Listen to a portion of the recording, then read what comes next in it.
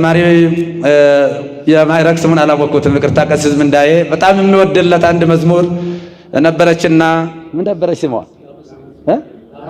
እሱ ሁለተኛ ነው ያቺኛው በጣም ደስ የምትለኝ ድንቅ ነች እሷ እና ስለእመቤታችን የዘመርካት እጅግ በጣም ሌላ ነች ቆይስ ያውቃታል እና እጅግ በጣም የሚወደዱ በሙሉ መጽሐፍ ቅዱሳዊ የሆኑ ክርስቶስን ማዕከል ያደረጉ መዝሙሮች ናቸውና እንደዚህ ያሉ መዝሙሮችን መዘመር ለቤተ ክርስቲያናችን ትልቅ ትንሳኤ ነው።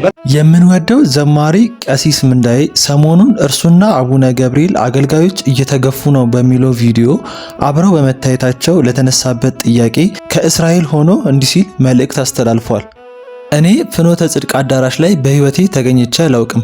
በባለቤቱና በሌሎች አገልጋዮች ተደጋጋሚና የተለያዩ ግብዣዎች ቀርቦልኝም እዛ ለመገኘት ፍቃደኛ ሆኜ አላውቅም።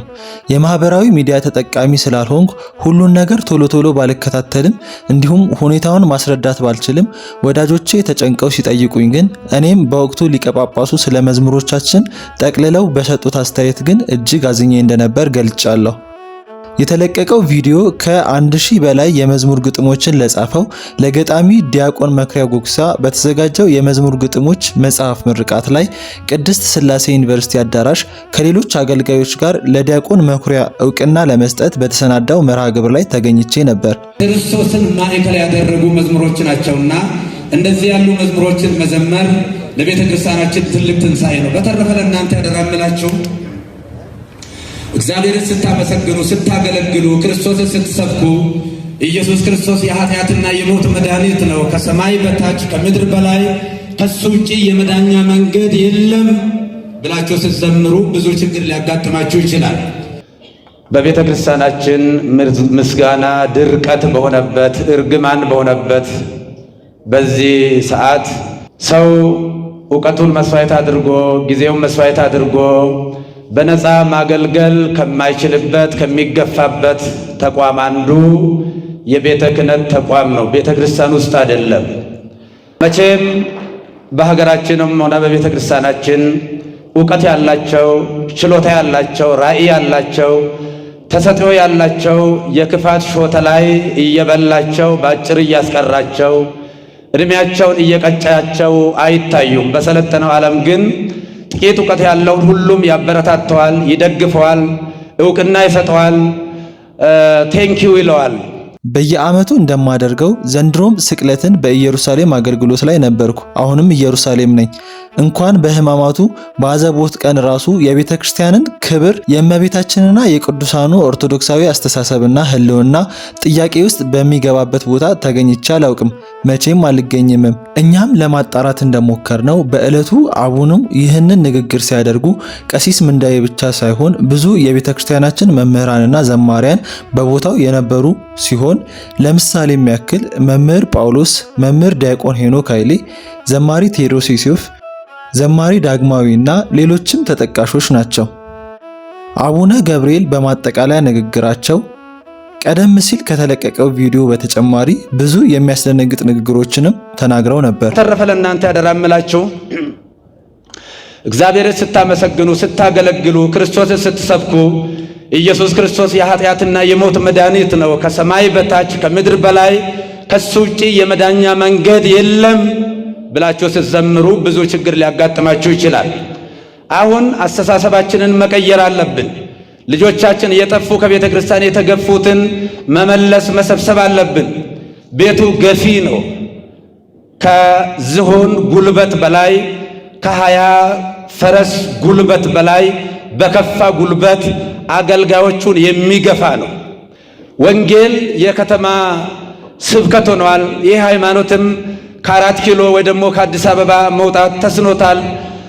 ቤተ ክርስቲያናችን ከእግር እየሞተች ነው። ሞት የሚጀምረው ከእግር ነው ይላሉ ልምዱ ያላቸው ሰዎች። ታላላቅ ዘማሪያን በብዙ ፈተና ውስጥ ያለፋችሁ መድረክም የተነፈጋችሁ የተገፋችሁ የራቃችሁ ያኮረፋችሁ ሁሉ ወደ እናታችሁ ቤት እንድትመለሱ እግረ መንገድ ጥሪ ማቅረብ እወዳለሁ። እግዚአብሔርም ስለሚወደው ወንጌል እንስበክ፣ እንደራጅ። ሌላውን ነገር አይደለም። እኛ ምንም አንፈልግም። እኛ እድሜ ልካችን ቡትት ላይ ነው የምንጨቃጨቀው፣ ባንዲራ ላይ ቤተክርስቲያን እዚህ ውስጥ ከገባች የእግዚአብሔር ልጅ ደም ረስታለች ማለት ነው። የኛ ባንዲራ ይሄ መስቀል ነው። ዋናው እሱም የሚያሳየን ክርስቶስን ነው። ስለዚህ በየክብረ በዓሉ በማይረባ በማይጠቅም ምድራዊ በሆነ ነገር ከመጨቃጨቅ ይልቅ ከዚህ ጣጣ ወጥተን እንደምታውቁት ሌብነቱ ከበቂ በላይ ሴራው የሴራ ትንታንና ንድፈ ሐሳቡ ዘረኝነቱ ጽንፈኝነቱ ክፋቱ ጉበኝነቱ ከበቂ በላይ አዳራሹ ሞልቶ ካፍ እስከ ገደፉ ጢም ብሎ ለእግር ለጠጠር መጣያ ለእግር መርገጫ የለም። ክፍት የሥራ ቦታ ወንጌል ብቻ ነው። ክፍት የሥራ ቦታ ወንጌል ብቻ ነው። ስለዚህ ይህንን ነው ወንጌልን ነው መስበክ ያለብን። ፖለቲካውን ለፖለቲከኞች ነው መተው ያለብን። ታያላችሁ በየመድረኩ የሚሰማው የካድሬ ንግግር ነው። ይሄ የምትመለከቱት ወደ ትንሣኤውን ብርሃን ለማክበር ዴር ሱልጣን የኢትዮጵያ ኦርቶዶክስ ተዋሕዶ ቤተክርስቲያን ገዳም ወይም ጎልጎታ እየተባለ የሚጠራው ገዳማችን ቤተክርስቲያናችን እየሄድን ነው። ይሄ የምትመለከቱት በር የደማስቆስ ጌት ይባላል። ቅዱስ ጳውሎስ የተማረከበት ቦታ ነው። ጌታችን መድኃኒታችን ኢየሱስ ክርስቶስ ቅዱስ ጳውሎስን ስለምን ታሳድደኛለህ፣ ሐዋርያትን ያሳድድ ስለነበር ስለምን ታሳድደኛለህ ብሎ የጠየቀው ያገኘበት ቦታ። ቅዱስ ጳውሎስም ማንም ማሳደደ ሲለው እኔን የምታሳድደኝ የናዝሬቱ ኢየሱስ ክርስቶስ ነኝ። ሐዋርያትን ማሳደድ ክርስቶስን ማሳደድ እንደሆነ ይነግረዋል። ኋላ ቅዱስ ጳውሎስ በግንባሩ የተደፋበት ቤት መንገድ ይሄ ነው። ደማስቆስ ጌት ይባላል። የትንሣኤው ብርሃን በየባንዳንዳችን ሕይወት ውስጥ ይብራልን። የዘንድሮ የ2017 የትንሣኤ በዓል እጅግ የተከበረ የተቀደሰ ሆኖ በተለይ ለኢትዮጵያውያን የደሙ መፍሰስ የኢትዮጵያን ምድር እንዲያጥብልን እጅግ አድርገን እንመኛለን።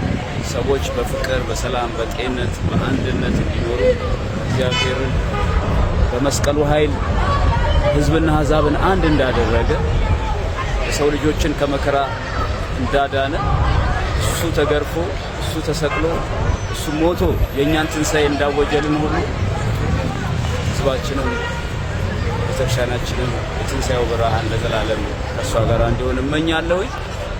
ለመላው የኢትዮጵያ ኦርቶዶክስ ተዋሕዶ ቤተክርስቲያን እምነት ተከታዮች እንኳን ለ2017 የትንሣኤ በዓል አደረሳችሁ አደረሰን እላለሁ። በመላው ዓለም የምትገኙ ኦርቶዶክሳውያን ሁላችሁ እጅግ አድርጌ ባላችሁበት መልካም ደርሳችሁ ለምናለሁኝ። በባህር ማዶ የምትኖሪው ልጄ ትምህርትሽን እግዚአብሔር ያስፈጽምሽ፣ እንኳን አደረሰሽ እላለሁኝ። በኢትዮጵያ ያላችሁ ሰዎች ሁሉ እንኳን ለብርሃነ ትንሣኤው በሰላምና በጤና አደረሳችሁ እላለሁኝ። እግዚአብሔር ይስጥልኝ።